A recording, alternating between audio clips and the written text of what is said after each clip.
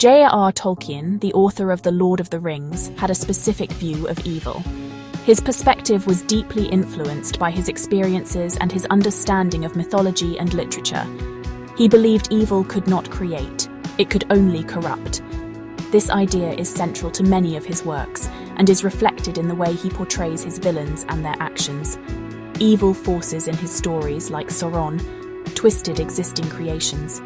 They did not bring new life or beauty into the world, but instead perverted what was already there. They turned elves into orcs, for example. This transformation was not just physical, but also moral and spiritual, representing a fall from grace. This idea of evil as a corrupting force is important to understanding the argument against D&D 5th edition. Critics argue that the newer edition has lost some of the essence that made the original version special. Some argue, like myself for example, that 5e is a corrupted version of earlier editions.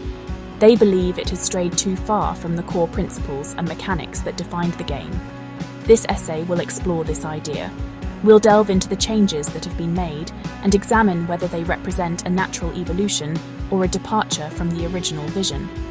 We'll look at how D&D has changed over time. From its early days to the present, each edition has brought something new to the table. We'll see how 5th edition is different from earlier versions like AD and D. These differences have sparked much debate among fans and players. By the end, you can decide if 5e is a natural evolution or a corrupted form of D&D. Your perspective may change as we explore the nuances of each edition and what they bring to the game. Dungeons & Dragons has been around for a long time. It was created by imaginative thinkers like Gary Gygax and Dave Arneson. Many other creative imaginists joined in over time, creating the awesome game of Dungeons & Dragons. It has changed a lot since the beginning. Gygax having a falling out with Arneson led to the re-imaging of the game called Advanced Dungeons & Dragons, or ADND. The early versions, like AD&D, were seemingly complex for normies. They had lots of rules and required players to be skilled. Running around being a murder hobo was not necessarily wise. Zerging around by yourself being a glory hound could lead to sudden death. Characters started out weak but became true heroes over time. Assuming they could survive that long, 5th edition, or 5e, came out in 2014. It was a predecessor to the unpopular 4e, which was D&D in name only. It took everything awesome about D&D and threw it in the trash can. It was the equivalent of someone inviting you over to play chess, and then you were playing Parcheesi. When you complain that it is not chess, your friend simply points to the Parcheesi box and says, "See, it says chess." Nobody who has ever played chess could be fooled by this kind of silliness. However, in modern D&D, this tactical seems to be somewhat successful. See, it's D&D. Oh, but not really, it's political correctness on steroids, the old bait and switch. It's designed to be easier to learn and play, and the rules are simpler to learn and digest than the now defunct 4th edition. 5e seemed to be returning to its roots. When I picked up the 5e starter box, which included the Lost Mines of Phandelver, I was excited by a streamlined version of D&D that was returning to its roots. On a side note, I will also add that previous to my purchase of 5e starter set that I had become homeless due to a back injury and had lost most of my belongings, included all of my amazing 1st, 2nd and 3rd edition books. I never considered buying 4e as it was a turdball rip off of World of Warcraft on a tabletop. What a friend of mine who worked on roofing would have referred to as shit on a shingle. The focus of 5e is more on telling stories. Game nuance and epic campaign settings like Dark Sun are out the window. This shift has made D&D more popular, but this rise in popularity is simply because 1. Nobody liked 4th edition. 2. Convid lockdowns kept everyone at home. And 3. YouTubers such as Matt Mercer's Critical Role helped propel the game into higher popularity with normies. 5th edition, and especially its successor, which we call 6th edition, are incredibly politically driven. This is where the true corruption is taking place. Wizards of the Coast, or Wizards of the Woke as some people have called them, insist on this detour from gaming fun into pushing their current modern political agenda. D&D has always been as vast as anyone's imagination, and now narrowed to the small-minded opinions of CEOs who not only think they are smarter than you, but have complete disgust for D&D players. So rather than making quality products from imaginative people, you get political correctness shoved down your throats on what bad people you are. What? You're a white D&D player? Then you are a sexist, a misogynist, a colonizer, etc. It is clearly written in Tolkien's lore that orcs were created from elves. Period. You know, elves the whitest of all the evil white people. They were never representing black or Hispanic or any other race in the real world. Orcs are simply a metaphor for evil and corruption. AD&D and 5e are very different games, each with its own unique flavor and mechanics that appeal to different types of players. Let's look at some key differences between these two iconic editions of Dungeons & Dragons. Combat in AD&D was slow and tactical. There were many rules to consider, making each encounter a strategic challenge that required careful planning and execution. Sometimes the best thing to do was run away or retreat. Players had to hold up and rest a while to heal.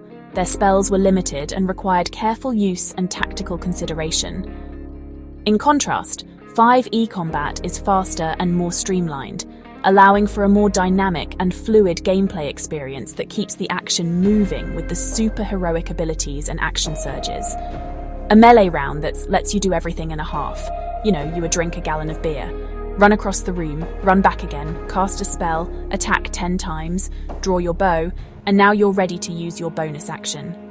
This 5e melee round reminds me of Looney Tunes' cartoon version of combat. Character progression in AD&D was quite rigid. Characters were defined by their class and progressed slowly, often taking many sessions to level up. 5e characters, on the other hand, have more freedom. They can multi-class in silly ways and level up faster, leveling so fast, in fact, you might as well throw leveling out the window as a game mechanic and start everyone off at 20th level. 5e offers players more options to customize their characters and explore different abilities, many of which are ludicrous combinations. Player agency in AD&D relied heavily on player skill. Players had to be clever and strategic, often relying on their wits to overcome challenges and succeed in their quests. 5e, however, is more forgiving. It's designed to be more accessible, making it easier for players to succeed even if they make mistakes, which can be more welcoming for new players. These are just a few of the differences between AD&D and 5e. Each edition has its own strengths and weaknesses, and what appeals to one player might not appeal to another. Some people see 5e as a simplified version of D&D. They feel it has lost some of the depth and challenge of the earlier editions, while others appreciate its accessibility and streamlined mechanics. I, however, have grown to dislike 5e, and most of the things I despise are carryovers from the dreadful 4th edition. I found I can fix many of the issues by using gritty realism rules and a few house rules, but one thing you can't get around is the ultra-cheesy level advancement system. What, you killed a measly kobold with your bad breath? Boom, you are now 2nd level. What? You killed another kobold. Boom, you are now 3rd level. I mean, what is the point of this useless leveling system, except instant gratification for players? Section 4, 5th edition. A corruption of earlier editions. Some people believe 5th edition is a corruption of Dungeons & Dragons, as I have stated earlier. They argue that it has been simplified too much. They say it's too easy and lacks the depth of earlier editions. These players miss the complexity of advanced Dungeons & Dragons, the robust campaign worlds and a non-political view. AD&D is for having fun. They liked having a more complex and robust game system. They enjoyed the challenge of surviving in a deadly world. They also feel that 5th edition relies too much on pre-written adventures. Most 5e players have no idea what a sandbox is or how to go about utilizing it. The reason being that random overland encounters are dangerous. They can overpower and kill the party. This is something 5e frowns on. The party is going to win. AD&D players prefer the freedom of creating their own worlds and stories with a biased political agenda. To them, 5th edition feels like a betrayal of what Dungeons & Dragons used to be. They believe that Wizards of the Coast has added too much politics to the game. Section 5. Conclusion, evolution or corruption. So, is 5th edition a corruption of Dungeons & Dragons? This question has sparked countless debates among fans and players alike. Some argue that the changes have diluted the essence of the game, while others believe it has brought a fresh perspective. It's a matter of opinion. Each edition of Dungeons & Dragons has its own unique flavour and set of rules, catering to different playstyles and preferences. Do you prefer freedom of play or political correctness? There's no right or wrong answer. What matters most is the enjoyment and camaraderie that the game brings to its players. 5th edition is a different game than Advanced Dungeons & Dragons. It has streamlined many of the complex rules, making it more approachable for newcomers, but cumbersome and boring for old-school players. It's simpler and more accessible. This has opened the doors for a new generation of players to experience the magic of D&D, assuming they like political correctness, and I have to assume they do, as modern D&D keeps on making money. This has made Dungeons & Dragons more popular than ever. The game has seen a resurgence in recent years, with more people playing than ever before. But some players feel that 5th edition has lost something in the process. They argue that the game has become too simplified, losing the depth and complexity that made earlier editions so engaging. They miss the complexity and challenge of the earlier editions. For these players, the intricate rules and detailed character options were what made the game truly special. Ultimately, it's up to you to decide.